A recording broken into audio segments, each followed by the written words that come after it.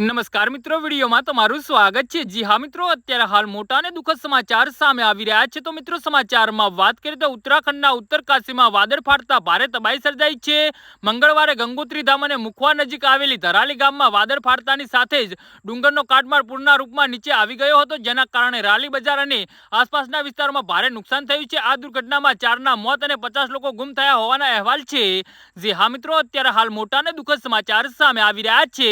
તો મિત્રો, સમાચારમાં વધુ વિગતવાર વાત કરીએ તો ઉત્તરકાશીના ધરાલી ગામમાં વાદળ ફાટ્યા બાદ પૂરના રૂપમાં ડુંગરમાંથી ઘણા કાટમાળ નીચે આવી ગયો હતો, જેના કારણે ઘણા લોકો દટાયા હોવાની શક્યતા છે।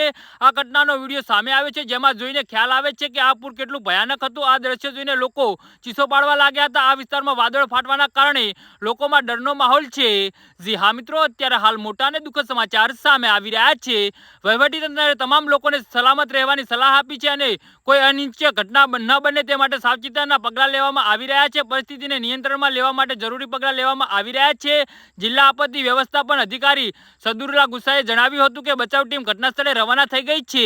જી હા મિત્રો, તો આના વિશે તમારું શું કહેવું છે તો નીચે મારી કમેન્ટ બોક્સમાં જરૂરથી જણાવજો। ધન્યવાદ।